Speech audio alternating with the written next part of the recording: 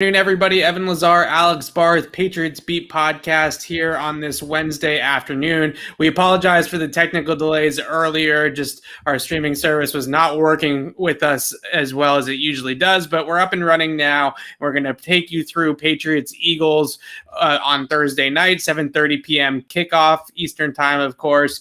And the Pats and the Eagles had 2 intense days of joint practices, Alex. So I think the biggest question going into this game from a starter's perspective is just how much Bill Belichick will play the starters tomorrow night. Usually when you have these joint practices, they don't play as much of the starters in the game as they do normally because they had plenty of live work in practice. But the second practice yesterday on Tuesday only ran about an hour and 20 minutes. So maybe that was an indication that they were going to ramp it back up in the game in a couple of days. How much do you think Cam and I guess Mac also will play in this game tomorrow night?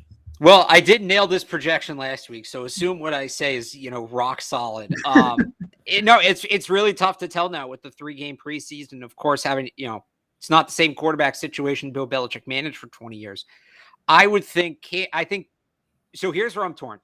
I think in a perfect world, Cam would play more tomorrow night, because you want him to build chemistry with some of these starters ahead of week 1.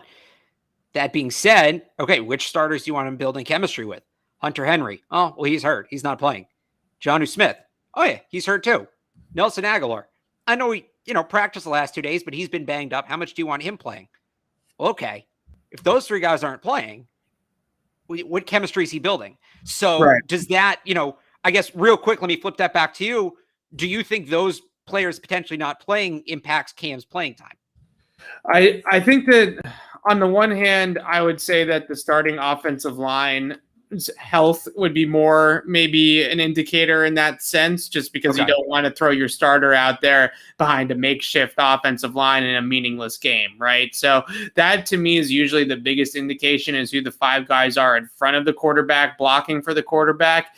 But ultimately, the tough part about it is this the new 3rd preseason game, or is this still the 2nd preseason game? You know what I mean? Because with only 3 preseason games this summer, we have to decide how is Bill Belichick going to treat it with only 3 preseason games. Right. Now, there is a long layoff. The game against the Giants is on the 29th, right? Next Sunday. 10 days. The Patriots don't play until the 12th, correct? I believe it is that Sunday of week 1. Yeah. So that's a long layoff between the last preseason game and the first regular season game. So I guess theoretically they have enough time to let their bodies recover and be ready to go week 1. But to be safe, because look, if a player goes out with a serious injury, it is what it is. But if a player gets nicked up in this game, then you give them a longer runway from starting them in this game to get ready and get back for week 1. So that to me is the toughest thing to decipher. And we're going to find out obviously tomorrow night is how is Bill Belichick going to treat this preseason game? Is this truly now the dress rehearsal, or is this just the 2nd preseason game like any other year? So, and I guess that's the question. So for me, I think you combine the 2 because it's the 2nd preseason game and it's the 2nd to last preseason game. That's kind of how I look at it. So I think in a perfect world, and again, I think maybe they play Cam less just because some of those guys you want him to get reps with aren't going to be out there. But in a perfect world, I think you see Cam play more. I think Cam gets a quarter. I think Mac gets a quarter plus. So the 2nd quarter, and then again, you get him used to that halftime adjustment like they did last week. He gets a drive or 2 in the 3rd, and then I think you coast Hoyer from there on out. So that's what I would expect. Now, maybe Mac steals some time from Cam at the end of the 1st quarter again, because what you're trying to do with Cam Newton maybe can't be accomplished in this game just to no fault of his own because of who else would or wouldn't be out there. But that's how I'm looking at it.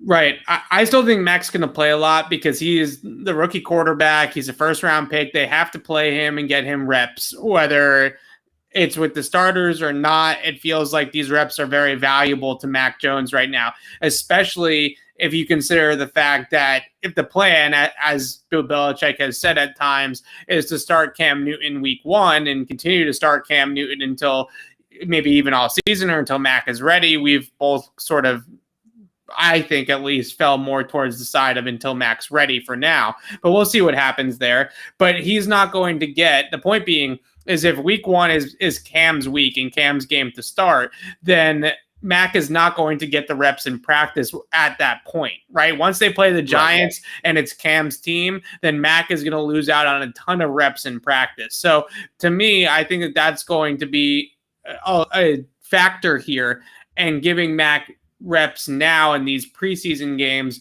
just because down the line he might not have as many reps. And then you also have to factor in, is Brian Hoyer the scout team quarterback? Are they going to have Mac Jones run the scout team once we get in season? To me, and we've talked about this as well, about keeping Brian Hoyer for that purpose, is because it feels like it would be better suited for Brian Hoyer to worry about running the other team's offense and not muddy Mac Jones's brain with thinking about other teams' playbooks and stuff like that, and allow him to focus on working on the Patriots offense and getting up to speed with the Patriots offense. So there's a lot of factors here at play, but I do think we're going to get a lot of Mac Jones still in this game. He had 5 drives against Washington. I think it might have been more than that.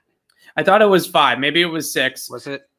I have to go back and check. He didn't play 3 full quarters, but he played over the course of 3 quarters. I think that's right. So I think that we'll see something similar, because ultimately I think right now Bill Belichick is saying that Cam is still our starting quarterback. And until that changes, they're going to have to give Mac as many reps this summer, whether it's in training camp or in the preseason games, as they possibly can. Because again, once the week 1 rolls around, all those reps are going to go to Cam in practice. Yeah, no, absolutely. And it's not exactly what we're talking about, but to go back to what you said a little bit ago, because I put out my roster projection this morning, my new roster projection on 98.5thesportshub.com. And I have 3 quarterbacks. A lot of people and I think you did too, right? Yeah, absolutely. And it's just so important. You talk about the reps, you want Mac Jones being able to focus on what he's doing and learning the Patriots playbook and focusing on his technique and everything. You don't want him having to run another playbook, impersonate another quarterback. Like, I think that's part of what set Jarrett Stidham back. Not that Jarrett Stidham would have been this great NFL starter had he not had to run the scout team his rookie year, but I do think that's a part of it. So I think it is important for that Hoyer is here. I know it's completely unrelated to what you said, but I want to say because I feel like it's a point that's missed on a lot of people, and you just kind of jog my brain on it. And okay. I'd like to think our followers are as football intelligent as possible. So the more we can help them with that, the better. So before we move on from the quarterbacks, I do want to pose this question. Is there anything that you are looking for in particular at a Cam or Mac? Because I think we've talked so much about both QBs, and we kind of have an idea of what we're hoping to see out of them, right? I don't know if anything has necessarily changed all that much, but I'll open the floor. And if there's anything that you would like to see from either guy in particular before we move on to some of the other positions. Yeah, no, I mean, everybody's talking about the quarterbacks. I got a screenshot from a friend today. They brought Yik Yak back. I don't know if you remember that from college. That was the best app ever. And the top yak in my location right now is Cam or Mac. And it has one reply, and that's Brian Hoyer. I guess Wait, Brian Hoyer replied, or it just says Brian Hoyer? I mean, it could have been Brian Hoyer. That's the whole point of the app. It's anonymous. And Brian Hoyer probably lives close to where I live, but the one reply says Brian Hoyer. So yeah, big Yik Yak fan. What am I looking for Mac Jones? So I think last week, and I talked about this, everybody is so wowed with what he did. I don't know, I wasn't wowed to the level of, he can start week 1, but I think he set the floor. I think he showed that he belongs. He looked the part of an NFL quarterback. I think that's very important. So this week, I just want to see what he can do to build on that. He talked about with the joint practices, they really helped him kind of learn the timing of NFL windows and see, how NFL windows kind of shrink a little bit quicker. All right, Mac, let me see what you learned. I want to see him, maybe not force the ball downfield, but push the ball downfield a little more. Test some of these windows. We did see him throw Christian Wilkerson open once in that game last week. I want to see how he can throw guys open. Third downs. They struggled on third down last week. As good as he looked, he didn't run a touchdown drive. Let me see him string some first downs together, convert some third downs where they're getting near the end zone. There was that one play where it was a third down and it was short, but it wasn't short. I think it was like 3 or 4 yards, something like that. And he checks to a run and they don't get it. checked another pass play, hot route, something. Let me see him try to get more aggressive in that situation. So none of that's a knock on last week. I'm not saying he should have done any of this last week. Again, he did what he needed to do last week. He set the floor. But, you don't, when you're building a house, you don't build the floor and then bring in people to move in. You got to build the rest of the house. So I want to see, let's put some walls up, maybe some doors, maybe some windows. I'm not saying we have to do the wiring yet. I'm not saying we're going to IKEA to shop for furniture, but what's the next stage of building of building up from that floor for Mac Jones? I think let's see what that is this week. Let's put some insulation in the house. That's maybe week 3. Insulation's maybe a week 3 thing. You got to build the walls before you do the insulation. All right, fair enough. Floors, walls, we got it. And I did do Habitat for Humanity once, so I'm an expert on building houses. Oh my gosh. Pat yourself on the back some more for doing community service one time. Anyways, with Cam, I do think you would like to see them open up the passing offense a little bit more. PFF had the number for his average air yards per attempt, or average depth of target, whichever term you want to use. It was under 1. I think it was 0.7 or around that. So you would like to see him push the football down the field a little bit more, and for the play calling to allow him to push the football down the field a little bit more. That was a very conservative opening series or two that he got 2 series. I remember that with Cam definitively. It was very conservative play calling. And I don't think that that's an indication with anything with Cam. Maybe they just wanted to get the starters out there, let them run around a little bit and just call it a day. Right. And they didn't want Cam to sit there in the pocket and hold the football forever.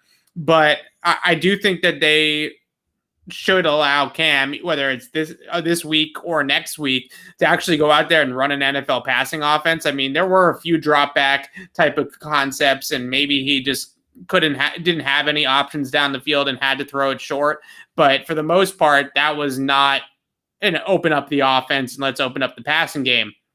When Mac came into the game on his the third drive of the game with the starting offensive line, the playbook and the play calling was completely different.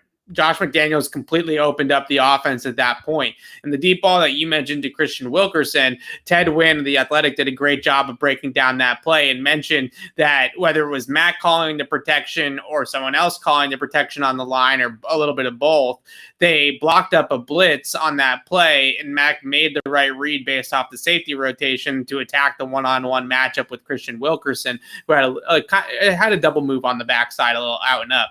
So that was a really nice sort of indication of what Mac is capable of doing, which is getting the ball out quickly, pre-snap, understanding where his pre-snap read is and maybe where he wants to go with the football a little bit. I thought there was 1 or 2 plays from Mac last week where he made a decision before the ball was snapped, and it might not have been the best decision after the ball was snapped. One of them was on 3rd and I think it was about 3rd and 7, and he threw the ball to a receiver, Kendrick Bourne, on an under route. That was a 3 or 4 yard gain, even if it's a completion, right, on 3rd and 7. Right. So you would have liked to have seen him try to push it past the sticks. That was one time where I thought the pre-snap read kind of hurt him a little bit. But overall, he did a really good job of deciphering what the defense was giving to him before the snap and then getting the football out quickly based off the matchups. And that's exactly what you want to see. That's the Patriots offense. That's what they draw up. They want to give the quarterback as much of an idea pre-snap as what's going on. So I actually don't think I want to see anything much different out of Mac. I thought that he played the way that they wanted him to play. But in terms of Cam, at some point they have to test this Cam deep, right? See how he can throw the ball down the field a little bit more. I think his furthest throw was that crossing route to Jacoby Myers. It was like an 11 or 10 yard air yard type of throw. So at some point they're going to have to throw the ball down the field with Cam back there as well in the preseason. So maybe that does come tomorrow night and he has some more opportunities to push it down the field. Let's move on to the wide receivers. I think that's a really important element to this. And let's start with Nikhil Harry, because what I wrote down in my notes here to get the show rolling was Nikhil Harry finally, ? Right? Does he finally show up in a game? Because we have seen it consistently in practice all summer long, going all the way back to day 1 of training camp to now, the 2 days in Philadelphia. We talked about that on the show on Monday and Tuesday, that Nikhil was making plays out there against the Eagles secondary. At some point, the practice performance, or the good practice performance, has to translate on a game day, because if it doesn't, then all it is, well, he's a good practice player, which is a good thing. It's not a terrible thing that he's practicing well, but he has to eventually show up in a game. Right. It's tomorrow night, the night that he finally shows up in a game. Yeah, so I wrote my week 2 preseason preview for 98.5 The Sports Hub. I've been working on that today. It'll be up tomorrow morning on 98.5thesportshub.com, but I'll give you a little preview right here, a little sneak peek. Nikhil Harry, he exceeded in non-padded practices. Right. He succeeded in padded practices within the team. He succeeded in the joint practices over the weekend. All he needs is a game, and he has training camp bingo, right? That's Right. the last thing he needs to check off. So can he do it? You'd like to think he was beating these corners for the 2 days in Philly. He can come out and do it on Thursday. We will see. But yeah, I think, his roster spot's safe pending a trade. And what I mean by that is, and we talked about this a little bit, I think it was yesterday, that they're not going to trade him just to trade him at this point. They're not going to trade him just to open up the roster spot and say, yeah, I'll take a 6th-round pick for him, whatever. I still think if somebody came along and wowed them, and I'm talking a top 100 pick at this point, a 3rd round, maybe high 4th-round pick, that they'd move him at worst. But I think his roster spot's safe. Now it becomes about, all right, he's going to make the team, but how much is he going to play? Well, he needs to catch that top group of Aguilar, Bourne, and Myers, who have all been excellent this summer. And he's not going to catch them if he doesn't show up in a game. So he has 2 chances left to do it. We don't know what that 3rd preseason game is going to look like. So here we go. Here's his chance for, again, training camp bingo. Regardless of whether they trade Nikhil Harry or keep Nikhil Harry, if he plays well in a preseason game, it's good either way, right? Because it's either going to increase his trade value, or it's going to solidify the fact that maybe the light has come on for Nikhil Harry and they're actually going to have a weapon out of this player. Because most of the time, and not all the time, and there are certainly instances where guys get it in year 3, year 4, year 5, later on in their careers. But from an eye test perspective, it does feel like, for the most part, you kind of know almost right away if a guy's going to be really, really good or not in the NFL. There's very few first-round picks, let's call it. Maybe some of those, a guy like Julian Edelman, right, who's a 7th-round pick, and it takes them 3 or 4 years to break out as a receiver. But guys that are first-round picks like Nikhil Harry, you are either really, really good right away, or it's clear that you were overdrafted. There's usually not an in-between. Some of those guys, like, for instance, Cordero Patterson, they can find a role for themselves in the NFL, even though they don't pan out as a receiver. But you're either Justin Jefferson or you're Nikhil Harry if you're a first-round pick. You're either a stud right away or you're not. And it doesn't usually come on in years 3, years 4, but maybe it is for Harry. Maybe he's the exception to the rule. Maybe he's the guy that looked like in years 1 and 2, like he barely belonged on an NFL field in terms of speed, right? In terms of explosiveness. Now, all of a sudden, he looks a little bit faster. He has a little bit more wiggle at the top of the route. He's coming off the line of scrimmage and threatening guys in the stem a little bit more. Maybe there's more there to him. Now, am I sitting here saying he's going to turn into a 1,000-yard receiver?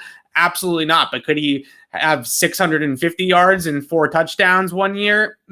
Maybe. I mean, I think we're starting to get into that territory where he can at least be a serviceable pass catcher in an NFL offense and not a complete bust. So I guess where I'd push back on that a little bit, and I think to an extent you're right. The wide receiver position generally sees results maybe quicker than some others, but I think that we've seen in the Patriots system, and the Patriots system's so different, right? For all positions, we've seen in the Patriot system, right, that the year 1 to 2 jump and the year 2 to 3 jump. And then with Nikhil, it's an even more complicated situation because his year 1 to 2 jump, he didn't really have that offseason to do it, right? He didn't have a full training camp. He didn't have a preseason last year because of COVID. So I think I'm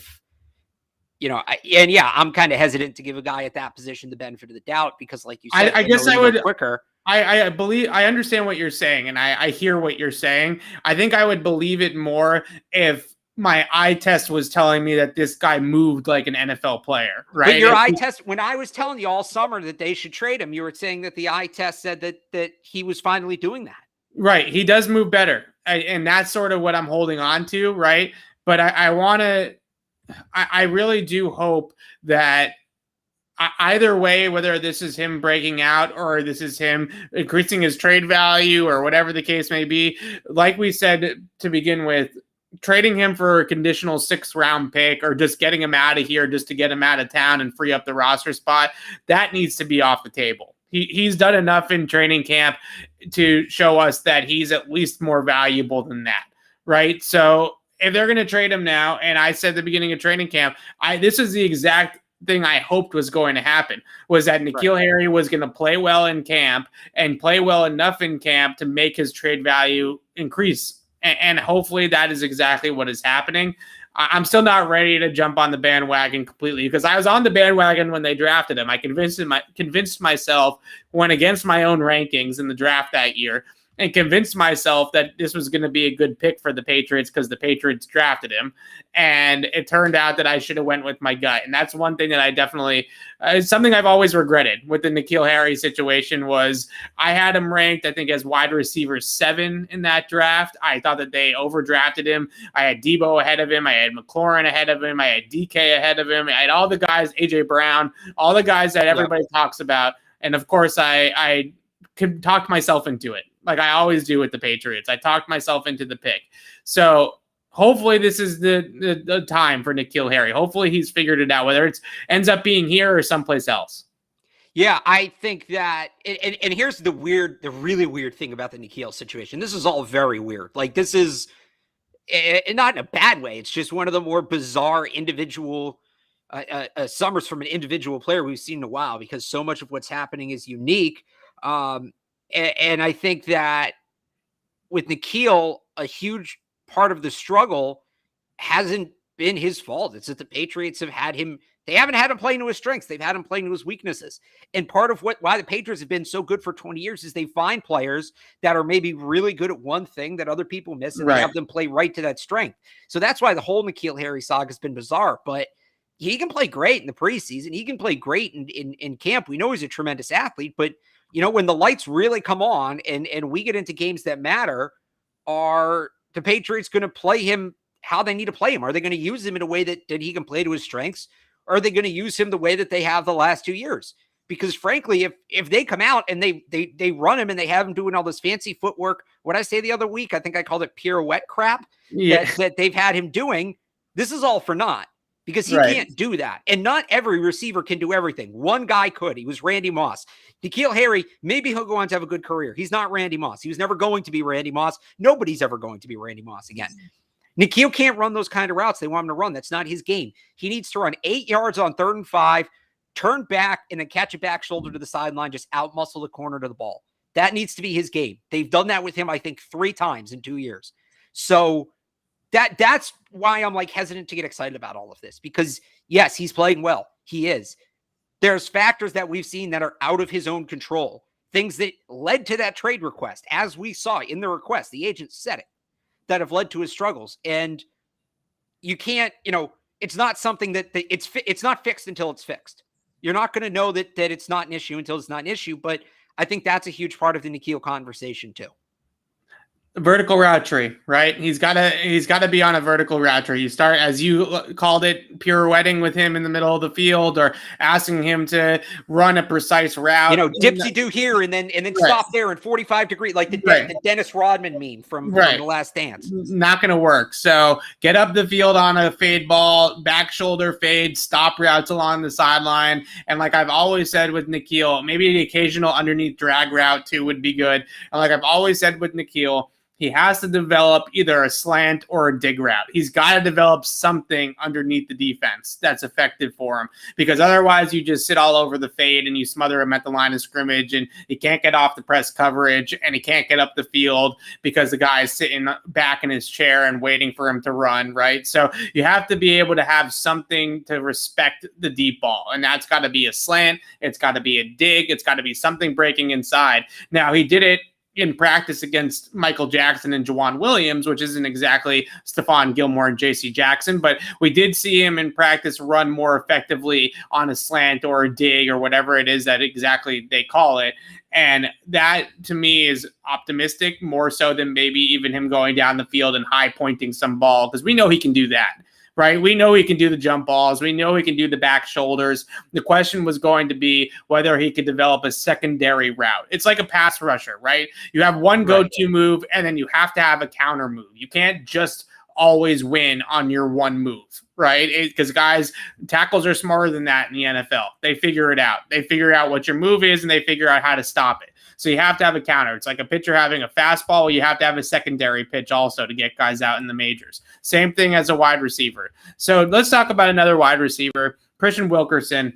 And Alex, you were all on board the Christian Wilkerson hype train. You were swaying me onto the train. I was 1 foot on, and I was about to step onto it, and then he suddenly decided to just drop every pass thrown his direction over the last couple of days. Yeah. So where do you stand right now with Christian Wilkerson? Are you still a believer?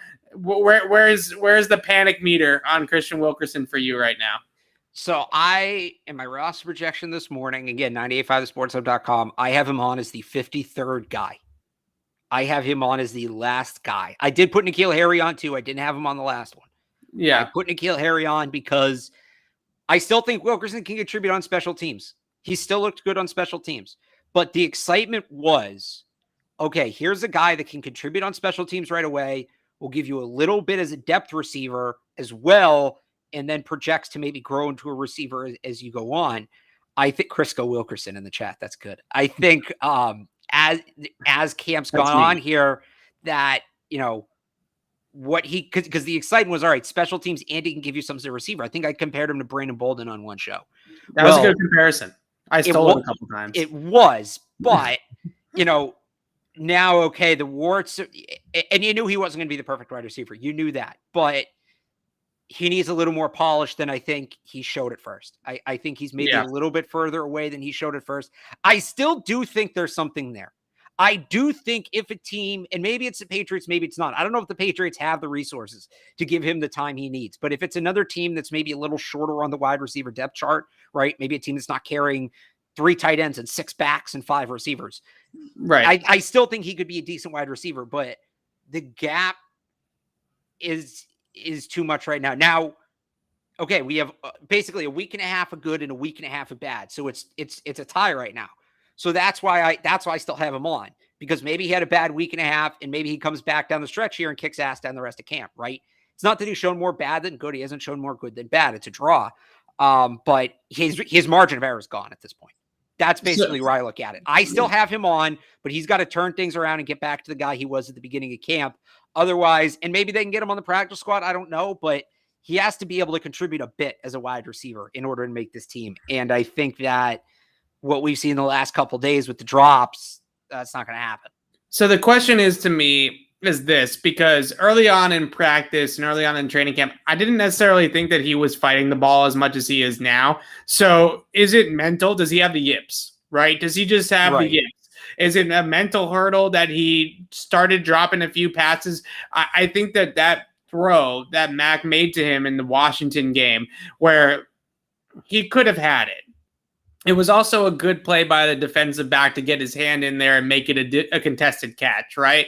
But an NFL receiver runs through that contact, finishes through that contact, and makes the catch, right? Anyways, even with the defender draped all over him. So I think that play, because he was asked about it after the game, and he seemed pretty hard on himself on that particular play. Mac threw a great ball, and I should have caught it, right?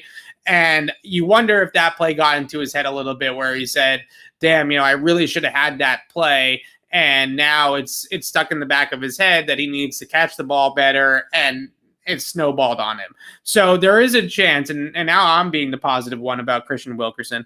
There is a chance that it's all mental, right? And he's able to get over that, put it behind him. Maybe he makes a big catch tomorrow night that kind of gets it out of his head.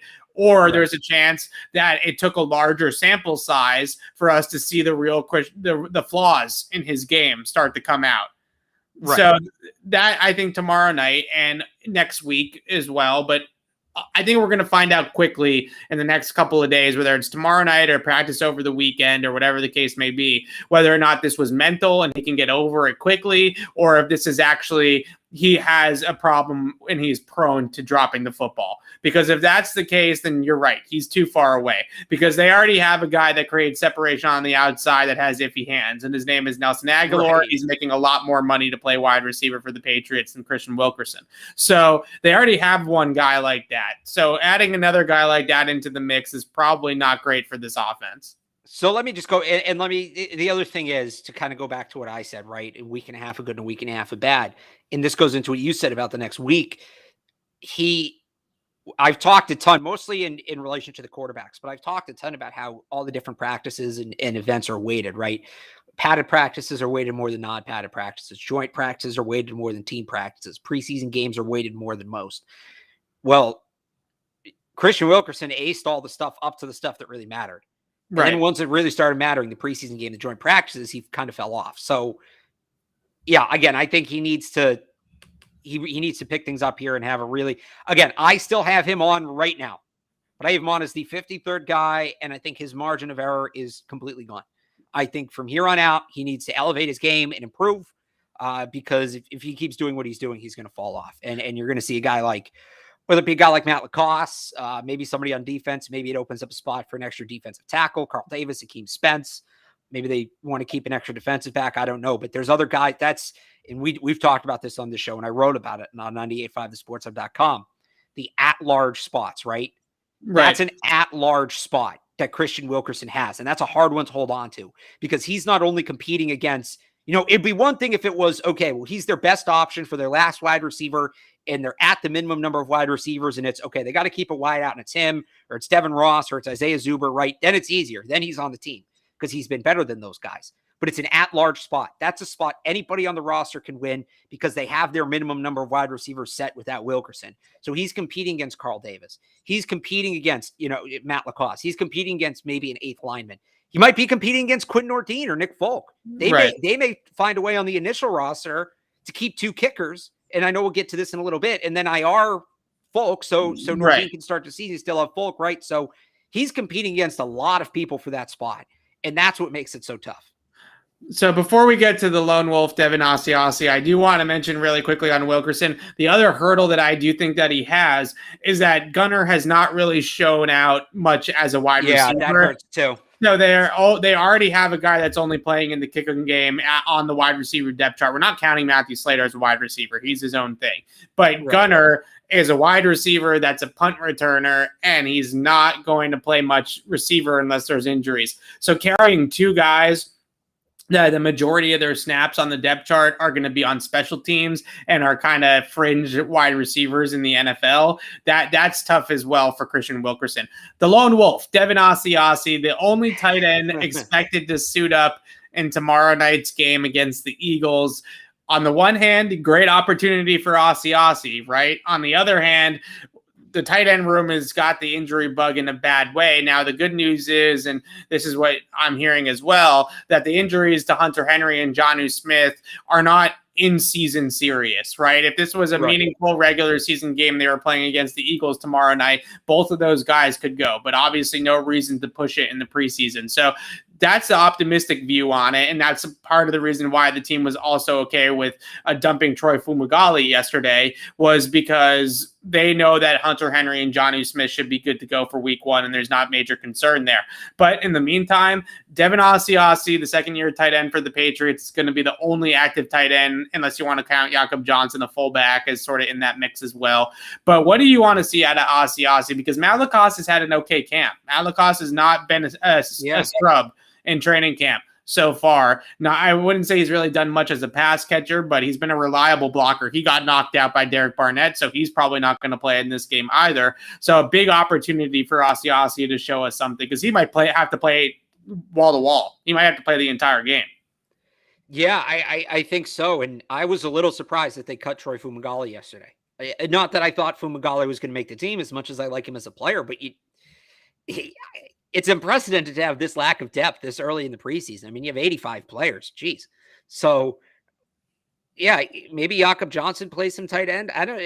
Maybe we see who else does. If Rashad Berry was still here and he was a tight end in college, he's a guy I think maybe would play out there. I don't know. Do they have another Mike Vrabel?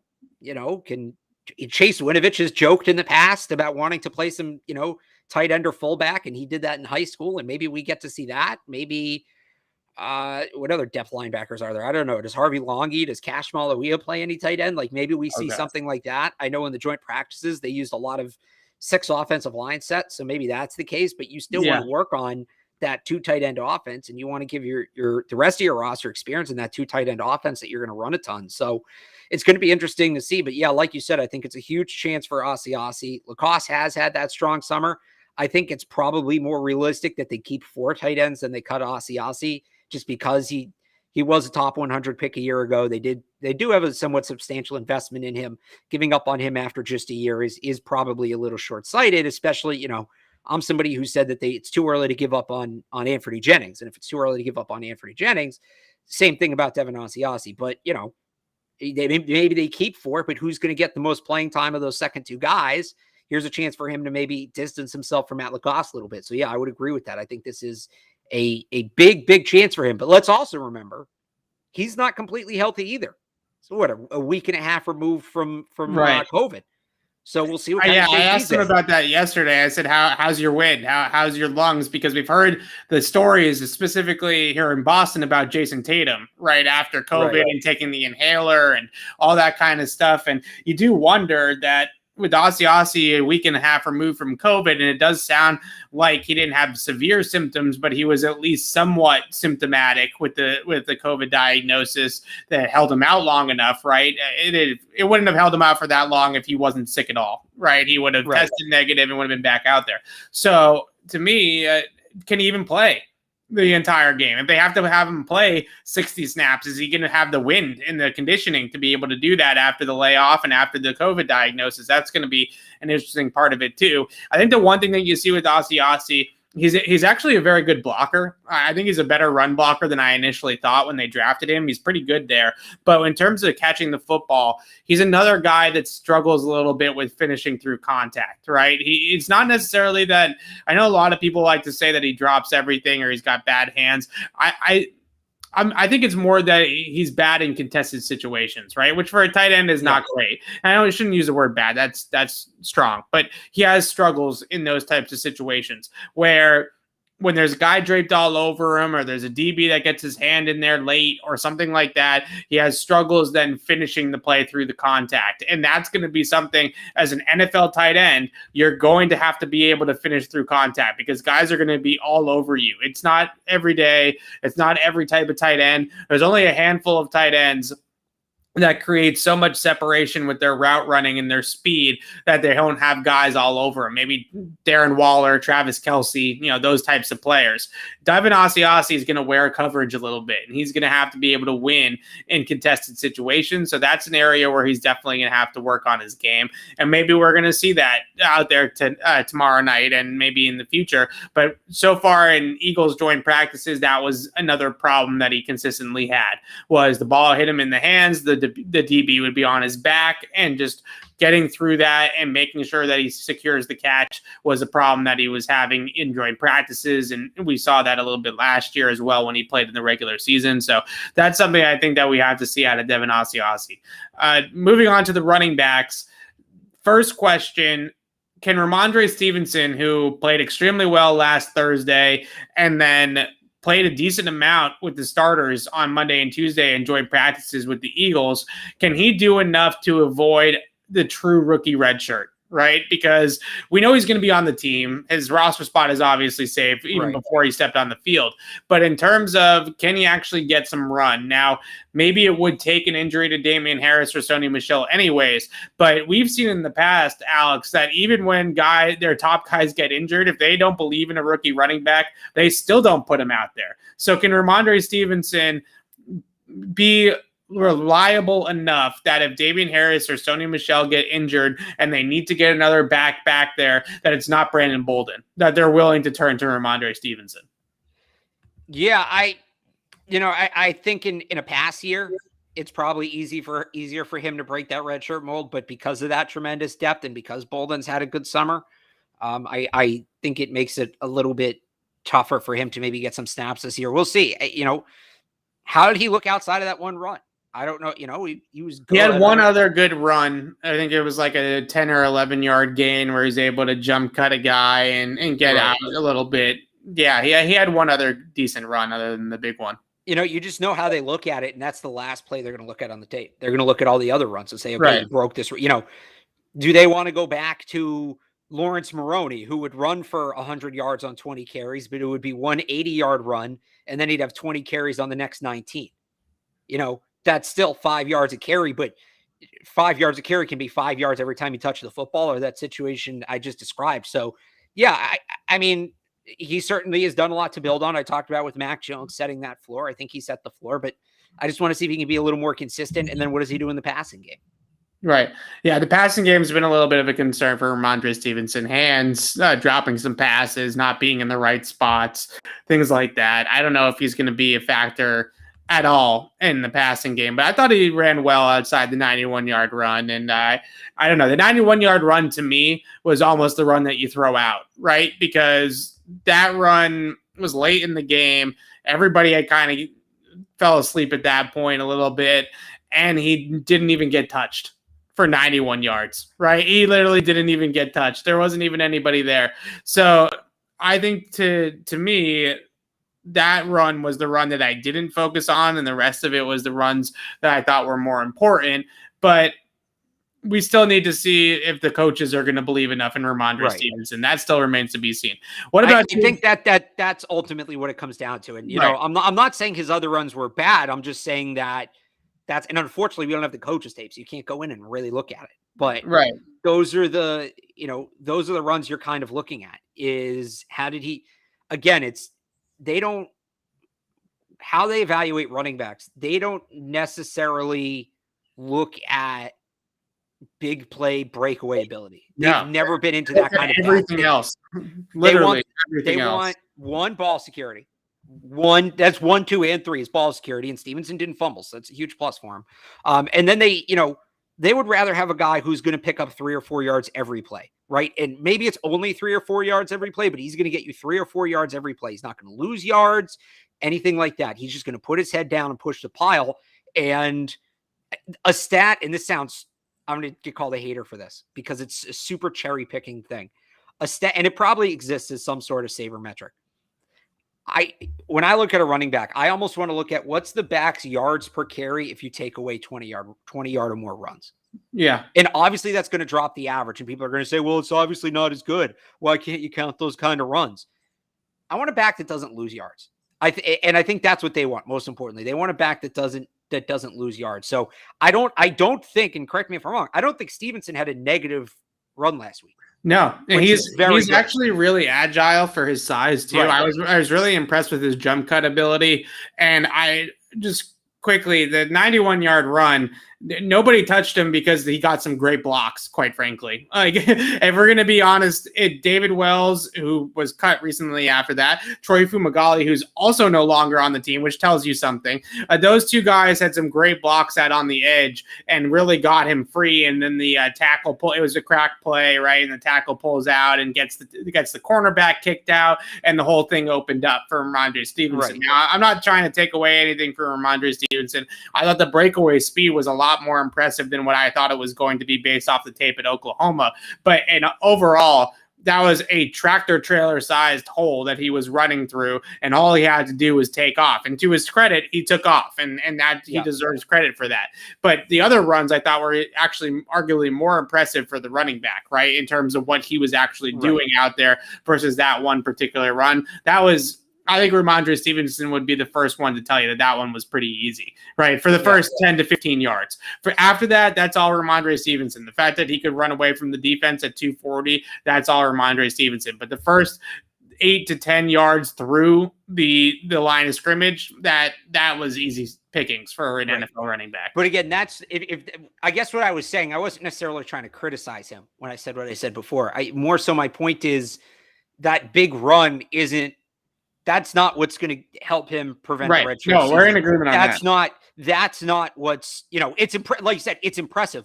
That's not what the coaches are looking at when they're trying to decide, can we play this kid as a rookie or not? It's what does he do? Right, ball security, and what does he do when the hole disappears? And like he was good with that last week. He was, but that's, one game doesn't make or break it. I'd say that about any of the rookies last week. So yeah, there you go.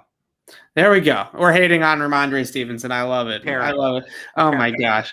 All right, guys. My second favorite pick in the whole draft. But yeah, I hate the guy. He can't play. Chill out. All right. JJ Taylor is still a player that I think is searching for it a little bit in practice, right? I think that that's one particular player that maybe has not flashed as much as we thought, right? And in terms of training camp practice. Now, here's the opportunity now, right, to show it again in the game. There were some good flashes of it against Washington in the game.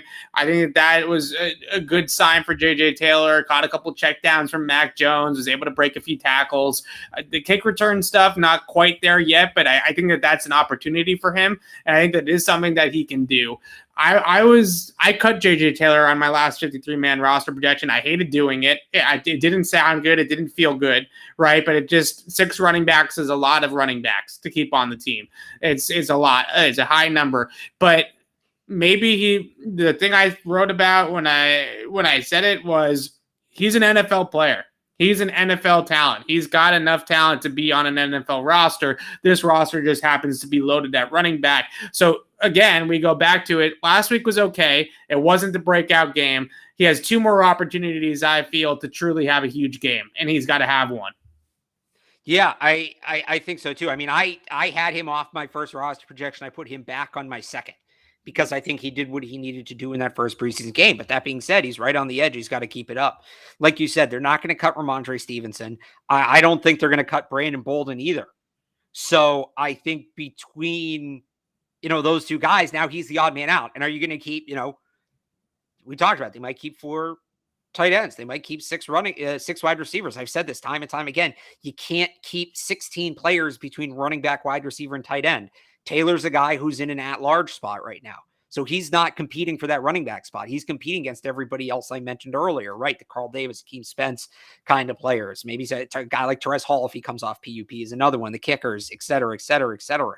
So I have him on right now, but I think he's a guy who's got to keep up what he's doing. Yeah, I agree there as well. All right. For really quickly, offensive line, the starting 5, I still don't have to see anything from. I know that group's going to be fine. I don't even look at them at practice some of the time. I just know they're good, right? So the secondary guys, the second team O-line, they actually protected Mac, I thought, pretty well in that game last week, all things considered. And Washington is not a team that necessarily holds back schematically with what they throw at the quarterback in these preseason games. So I was pretty impressed with the second team O-line and pass protection.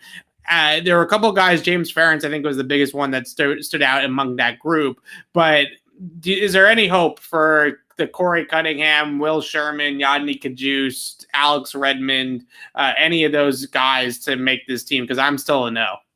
Well, if you're going to say Alex Redmond, not say RJ Prince, I don't know. RJ Prince, Alex Redmond's been the worst player in camp, in my opinion. But I don't know. I think maybe Ferentz is the 8th guy, but at the same time, all right, you're keeping Karras. Those guys are a little redundant.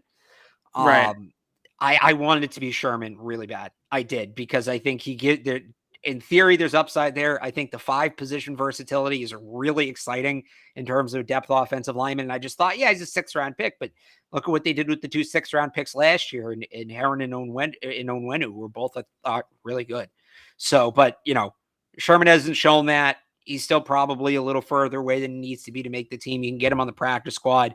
If you really need him, you can elevate him with the new rules. And yeah, Cunningham they like, so I won't rule him out from making the team, but he's played one snap in the last 3 years or something like that. No offense to Corey Cunningham. I really mean no offense by this, but I just don't see why they continue to do this with Corey Cunningham. He's a good ball of clay, right? And that's the theory. He's 6'6". He's got good athleticism, scores. He's a guy that can move around for his size. I think he was a converted tight end from college to maybe he converted in college or something like that and then became a tackle. But at the same time, I don't know. I'm not necessarily seeing it with Corey Cunningham anytime that he gets out on the field in a Patriot uniform. But Yadni Kajus is the one guy, and I know I'm a big Kajus guy. Here we go. I don't think he's going to make the team. I'm not saying he should make the 53. What I'm saying is if I'm holding on to any of these guys on the practice squad, it's Yodny because he hasn't hold played. On to Yodny over Sherman. I would, because he hasn't played organized football since 18, right? 2018. I think he played in their bowl game at West Virginia. I would have to double check. So maybe technically it's 2019. But 2018 was the last season right before he got drafted in the 19 draft in the third round by the Patriots, was the last time that Yodny Cajuste put on football pads, right? So obviously he was going to look bad in training camp to start. But he's a player that has extremely high upside, right? And somebody that I think is a NFL caliber tackle on paper and was at West Virginia on game tape a very, very good tackle. He just had those injury concerns and they ended up haunting him in the NFL as well. So if there's a developmental tackle that I'd like to see them hang on to, it's Cajuste, because he has the upside to be a very, very good player, right? He has the upside to potentially be, I don't want to say a starter because there's a long way to go for him to get to that level, but maybe the third tackle or the fourth tackle with Justin Herron in the mix as well. So definitely, to me, I feel like if I'm going to keep any of those guys, I would much rather keep the guy with the highest upside, and that's certainly Yodny Cajuste. I guess. He can't stay healthy. Does he really have upside if this is his? That's if he has these durability concerns. If you stash him on the practice squad and give him reps off the practice squad, right, with the scout team or whatever the case may be, then I do think that those are going to have opportunities there to develop. But I'm saying, okay, so he develops great, and then you put him in a game, and he gets hurt. Like, I'm just saying, I think that some people just can't play football because they're not physically built for it. I don't mean that he's not fast enough or big enough or strong enough.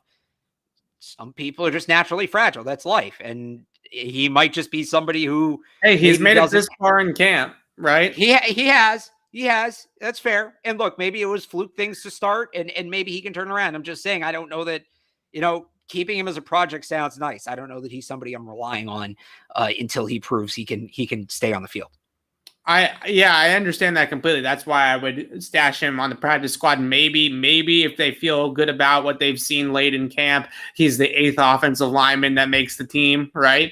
But ultimately, I do think it's a practice squad spot. But I would just like to see them be able to continue to work with a guy like Yodny Cajuste, because he was starting from such a high floor when he came out of West Virginia. A lot of game experience, really good hands, good feet for a tackle. All these things, I think he was very capable of. At the time when they drafted him, I felt like he was capable of starting in the league. Now the durability concerns have come into play, and probably not, right? Just because you can't rely on him to be out there consistently enough to be a true starter. But eventually I think that he can develop. And once he gets back, his feet sort of wet again and gets back into the rhythm of things and adjusts to the speed and the physicality of the game, I don't know. I think that they could get something out of Yodny Cajuste, maybe much more so than some of the other guys. Will Sherman's another guy that is okay with me if he's on the practice squad. Certainly, I don't know if I'd have to pick him up at 53 spot. All right, let's move over to the defense side of the football. 52 minutes in. 52 minutes in.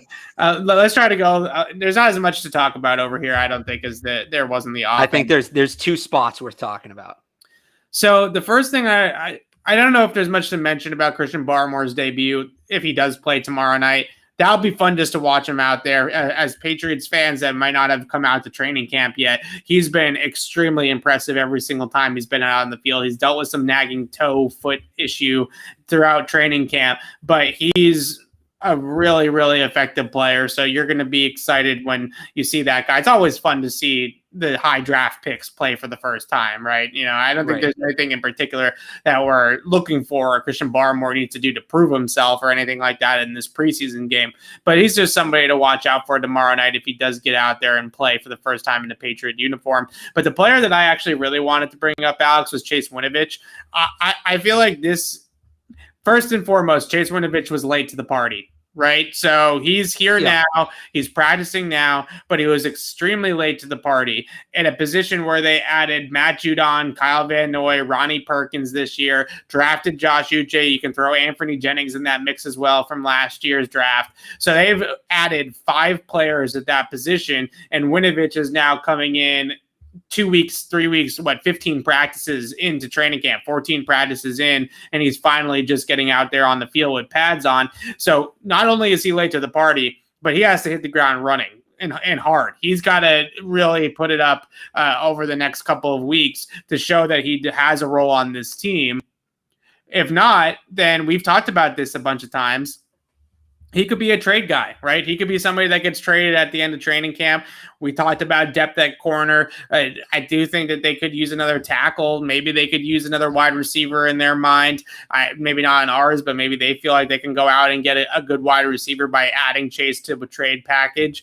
It's possible to me that Chase Winovich gets traded, especially with the way that Judon and Uche and Van Noy have looked so far in training camp.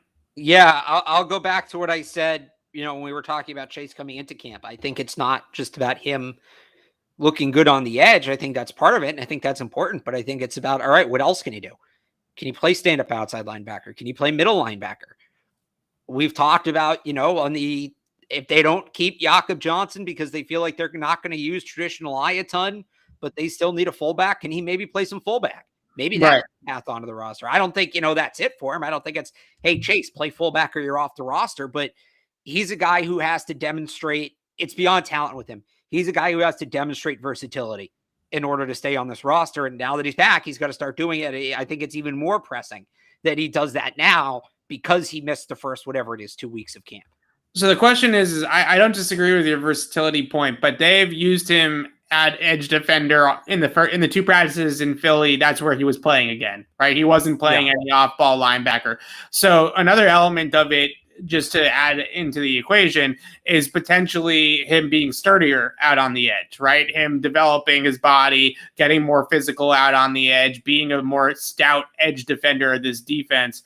And that's something that's always very important, right? That's something that the Patriots really harp on with those outside linebackers. It's a big part of the reason why a guy like Matt Judon, who's 260, 265, is here now. Right, is somebody that can be a strong side edge defender and take on tight ends and defensive ends or offensive tackles, and be able to hold up against the run. So Chase Winovich, to me, needs to prove that he can be an edge defender, an outside guy, and hold up against the run and not get pushed around and not be a bowling pin like he was at times last year. That's why they took him off the field. Right. They took him off the field because he couldn't set the edge. Now, could he help himself out by wearing different hats and playing some linebacker and things like that? Absolutely. But I think that it starts with him being sturdier out on the edge. You mentioned Philly. I don't know if there was one particular thing that he did against the Eagles in the joint practices. Maybe he plays well in the game, but that's a system, a 4-3 front like that. That's more of an attacking scheme that definitely fits Chase Winovich's style a lot more than what the Patriots are going to do with him. And they've always had guys that are kind of in that designated pass rusher role, right? Somebody that right now is pegged to be Derek Barnett. Brandon Graham kind of moves around a little bit more than the designated role like that, but they always have somebody, usually on the weak side of the formation or over the left tackle, depending on where the tight end is, that's just allowed to pin his ears back and get after the quarterback. And that might fit Winovich a little bit more. Maybe the Eagles like what they saw to Chase Winovich this week, and there's a trade there. Right. Judge next week, the Giants come into town and they play the Giants. Obviously, Judge is very familiar with Winovich as a player and as a person. Maybe that's a team that would be interested in trading for Chase Winovich. So I think that there are some opportunities. And I think Chase Winovich does have some trade value if they decide that Uche is good enough. Judon's going to play a ton. Van Noy gives you some veteran experience and some kind of just depth at that spot. And they're going to want Uche to break out. I think that this is the writing might already be on the wall here for Chase if you read between the lines. Again, I just think, and maybe it's something they don't want to show right now, but I still think the path for him, he was so good in that game against the Ravens when he played middle linebacker, and they do kind of need depth. He was good for a guy that had never played middle linebacker. Right. I think I feel like that's the path, and maybe they don't want to show it, but I think that's the way to go. All right, so the other name that I think is really intriguing on the defensive side of the ball is Juwan Williams, right? Because we talked about him on Monday and Tuesday show about him repping at starting corner with the starting defense, allowing Jalen Mills to move inside, the domino effect, the puzzle pieces, yada, yada. What do you want? Juwan Williams got to show us something still. He played well against Washington last week. Now, he played late into that game. a lot of the plays that he was involved in were on guys that weren't exactly Terry McLaurin, right? It was other players. But if this continues to progress forward, and maybe in this game, Juwan Williams is out there with the starting defense right away in the first quarter of the game, so we might have some opportunities to see him against Jalen Reagor or against, I think Devontae Smith might go tomorrow night. He practiced this week, so I think that he might play in the game tomorrow night. If maybe we get an opportunity to see Juwan Williams against an NFL receiver that's going to play snaps this year for the Eagles, and hopefully he shows us something, because if he's finally, we've talked about this all summer long, the CB3 spot, right? It's somebody behind JC Jackson and Stephon Gilmore. If Juwan Williams is finally doing that, and he's finally going to be that guy and step up to that, that's a huge development for the defense. Yeah, it's massive, and it's a huge development for the entire roster, because then maybe they don't have to go and bring in somebody externally to fill that spot. Right. You talk about him playing deep into the game last week, right? Bill Belichick said that they didn't have the personnel to take him out. Right. They didn't have anybody to put in who could play instead. So he's going to get, if he's playing with the starting defense, right, so that they can move Jalen Mills around a little bit more, he's another guy like Devin Asiasi, who maybe just because of lack of depth could play wire to wire. I think you might see that, just as a general thought, with 3 preseason games, guys who are on the bubble, and I'm not saying Asiasi's on the bubble, but a guy like Juwan Williams, right? Right.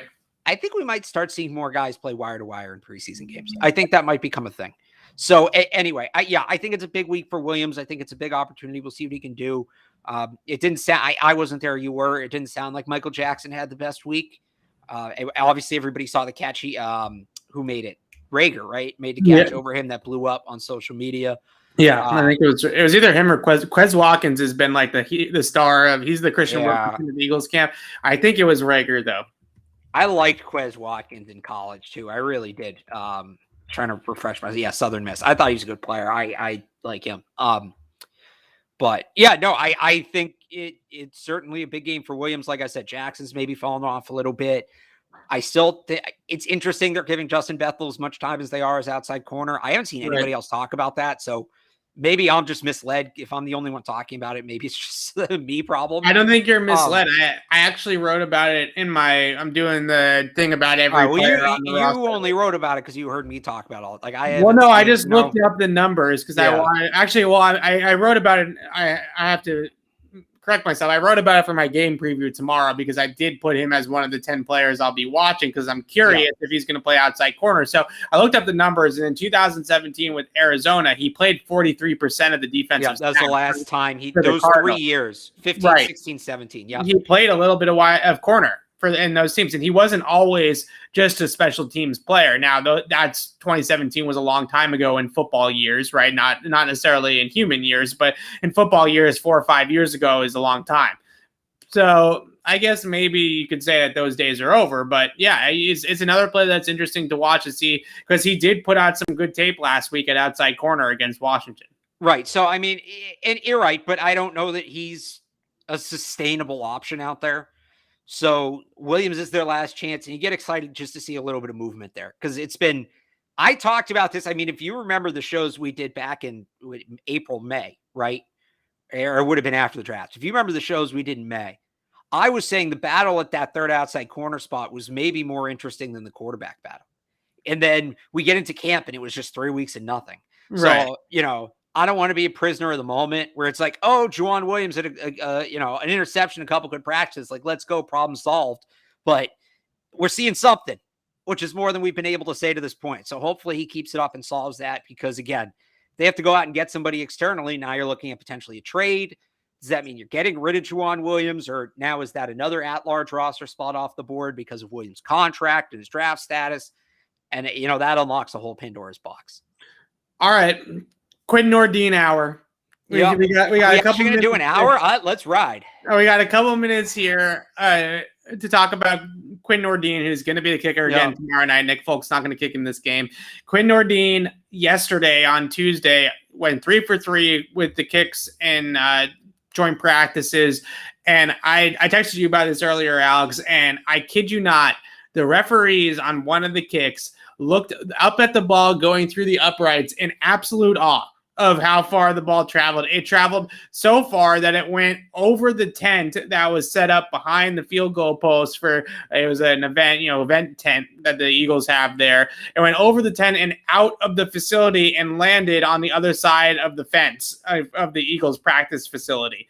And it was good from 65 yards. It was good from 60 plus. So he's got a huge leg. We know that. He's got to be more consistent with his accuracy. We know that as well. But it's certainly getting harder and harder every single day that you see Quinn Nordin kick a football to put Nick Folk on the roster over him at this point. Right. So here's where I'm at. And I had Folk on my roster projection today, and I took some heat for that. But I think that's a position. I've talked about this at quarterback a ton, right? They value experience too much to go with the kid, even if he's maybe the better option schematically. Sure. I think they value, first of all, Folk was really good last year. Nick Folk was one of the best kickers in football. You got to consider that. And kicking's a fickle business. It can come and go, but the reality is the last time we saw him, he was excellent. He didn't miss after week 3. Right. I think it was 26 in a row. To me, that's still got to be more important than training camp practice, right? It's still got to be more important. Right. And meanwhile, even if you want to compare, it's not exactly apples to apples. Folk hit 26 in a row last year. Nordin was 2 of 5 at Michigan. Right. 72% in college. And obviously he's been better since. But so I think they like the veteran. The veteran's coming off a strong year. And historically, they've always preferred accuracy to power. They want the guy who's automatic from 40 in rather than the guy who's maybe, automatic from 30 in and then hit or miss from 55 in it. That being said, and there's a lot of that being said here, Nordin's not your typical power kicker. I mean, he's different. He's different than maybe anybody the league has seen. I think maybe what was his name? The kicker in Denver in the Manning years. Prater. Yeah. No, McManus. No, who was the one with the tattoo on his arm? I think that was Prater. Okay. All right. Those are the 2 kickers from the Broncos that I remember. So I think it was Prater. Yeah, it was Prater. Prater had he had the longest field goal he still does have the longest field goal in history at 60 plus yards. But he was kicking in Denver. Anyway, the point being they generally prefer accuracy over power, but this is special power. This is different. So we combine all of that. I still think Folk has the edge, being the veteran, having the accuracy, all of that. I still think he has the accuracy. But at a certain point, he's got to be, if he's going to be the kicker, he's got to be able to kick. Right. And we don't know officially that it's an injury that's holding him out. I don't know what it is. Maybe, he's 36 and they just don't want to wear him out. I don't know. But he has to be ready to kick for week 1 or he's not going to be the kicker. Right. So I think if he's ready and he kicks in the third game, shakes the rust off, kicks in the third game, I think they're going to go with him, as exciting as Nordin is. And I'm not necessarily saying this is what I would do. This is what I think they'll do. But if he's not ready to play next week against the Giants, well, then you kind of have to go with Nordin, don't you? The other thing they could do, and I talked about this earlier in the show, is they could either, well, first of all, you got to decide who has a better chance to get to the practice squad or who has a better chance of going unclaimed. Nordin's not getting to the practice squad. Washington's going to take Nordin and run with him if you try to cut him. Somebody's probably going to sign him. I think they made him too high profile. And again, Nick Folk was great last year. So you could try to cut one of them and then get him back on the practice squad. Or you could try to cut Nordin, IR Folk, and then get Nordin back. The other thing they could do, and this is where some of those fringe roster guys come into play, right? Like a guy like Christian Wilkerson. Right. Is Christian Wilkerson going to get claimed? Well, if not, but you want to keep him, you cut Wilkerson, you keep both kickers. And then once the player makes the initial 53, that's the deadline for IR to return. Here if we you go. IR them before the 53, they're out for the year, right? Alex just wants to figure out a way to get 2 kickers on the 53. I hate it. I do not want to keep 2 kickers. This roster is so competitive, but right, a guy who is already IR'd like Dalton Keene, he's out for the year. He's done. I don't believe you. I think you want to keep 2 kickers because it would be. But I'm not keeping 2 kickers. No, the dream is you have the same person be the kicker and the punter, and you find another holder. If anything, it's the opposite. The dream is you keep 1 special teams guy instead of 2. But anyway, the point being, you keep 2 kickers initially. You then IR Nick Folk if he's not ready. and then you bring back whoever you just cut, whether it's Wilkerson, whether it's JJ Taylor, whether it's Juwan Williams, an extra lineman, James Ferentz, what have you, could be a host of players. Like that may be the direction they go, because again, I think Nordin's been excellent. I just don't know that, one preseason game and a handful of practices is enough to trust a guy who was 72% in college. I don't know. They'll feel that way, but he has such a special leg that if they could give him another year and watch him for a full year to really work on his game, he could be special. He could be really special. So what do you have to do to get that next year? Maybe it's putting Nick Folk on IR. I don't know. Maybe it's putting him on IR. Maybe he gets Foxborough flued. Maybe he pulls up against the Giants. I'm tightening up a little bit. And then we see him again in 202022. I spit on my computer screen. I'm sorry. Maybe that's the way to do it. Analysis on the kickers. Alex just literally went for 5 minutes straight with every single possible scenario, and that's fine with me. I just was sitting back and I muted myself to cough there for a second. I was just they all feel like, am I being ridiculous? Am I being over the top? No, they all feel possible. No, I'm glad you did it. Because that was a good explanation. And by the way, hang on. That is a great point in the chat from Don. Yeah. Because there are people who love Nordin because of the leg, and that's fair. But if you're somebody who's saying, because I've heard people say this, his legs, you gotta live with the misses. You gotta live with the misses. I better not see you in my mentions. Oh, the kicker sucks. Yeah. Oh, I missed it. If you miss it, the kicker sucks. You wanted the guy with the 60-yard leg. That's the trade-off. If he could hit from 60 yards, he was automatic. They wouldn't have got him as a UDFA. That's just the reality of it. So there needs to be round things out a little bit. So at one point, I think it was last year, I asked Cam McCord a question about big-legged punters, right? Because historically speaking, a guy like Jake Bailey, who has that big of a leg, is boom or bust on kicks, right? He either kicks it 65 yards in the air or he shanks it, right? There's not very much middle ground because they're trying to kick the ball so hard. But Bailey is an all-pro because he's pretty darn consistent for a guy. So I said, how rare is that in your experience to have a guy that can punt like that? With kickers, it's similar, right? Most guys are either really accurate within 40 or 45 yards, but don't have the leg to hit the 53-yarder, or they have the leg to hit the 53-yarder, but they're inconsistent, right? So you have to decide which one you want to pick. Because there's not very many guys in the history of the NFL, if at all, that have the 60-yard leg and are deadly accurate, right? Those guys just don't really exist. It's one or the other. So they have to pick a path with Quinn Nordin. Really quickly before we sign off here, I saw a lot of Michael Thomas chatter in the chat. I'm a no on Slant Boy. No, thank you. They already have a guy in Jacoby Myers who's basically just a poor man's Michael Thomas. They don't need a redundant player. No on Slant Boy. Real quick take on that. Okay. Alex and I are going to be back on the podcast on Friday afternoon to break down tomorrow night's preseason game. You can find my coverage of Patriots-Eagles on CLNSmedia.com. We will also have the post-game show right here on Patriots Press Pass. So keep it here right after the game for the post-game show as well. We're going to break down the game there. Then we're going to break down the game on Friday with Alex and I on Patriots Beat. And then, Alex, you can tease your coverage as well. Yep, 98.5thesportshub.com had a roster projection go up this morning. Just before this, recorded a podcast with Matt Dolph previewing tomorrow night's games. You can find that on 98.5thesportshub.com or 98.5 Patriots Audio, wherever you get your podcasts. And then I'll have a what to watch for up tomorrow morning and then coverage throughout the day again on 98.5thesportshub.com. Look at that. That's called a professional tease right there. So 98.5 for Alex's stuff, CLNS Media for my doing this for a little bit. not our first rodeo. And then again, we'll be back on Friday afternoon to break down Patriots-Eagles, another game tape. I'm excited. I always like it's like Christmas for me when the preseason games finally come around and there's actual game tape. Okay, hold on. No, hold on. Wait, we're not wrapping up the show yet. Hang on. Did you just say the preseason games are Christmas for you? Yeah, because it's the first time in a year, or not a year, but 8-9 months that I have actual game tape to watch. Not just say real football. Yeah, semi-real football. So I really try not to do this. This might be the only time I ever do this. I texted Evan earlier today. We get to watch college football in 10 days. I'm very excited. Evan replied, real football doesn't start until September 9th.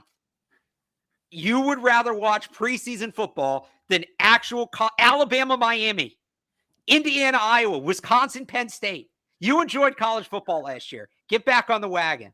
It's going to be a great season. Don't tell me you're all excited. And look, I get excited about the preseason too. You can get excited about it. I get excited about the preseason for the Patriots because that's the team that I cover. All right? I don't care about the preseason for the other 31. You cover the draft. You cover the draft. The reason why I like college football basically is because it serves its purpose of being able to give us tape to evaluate prospects. That's why I like college football. College football is basically preseason for the draft. The preseason for the draft starts in 10 days. But I can watch all the tape that I need to watch about college football in March or February. It's not as fun that way, though. Right? I don't have to watch it live. It's not as fun that way. College football Twitter's the best. You don't get that in March. All right. I'm gonna. You're gonna sucker me into watching some college football this year. Don't worry about it. All right. That about does it. We're wrapping it up on that note. Until Friday. Signing off for Alex Barth. I'm Evan Lazar. Thanks for watching, everybody.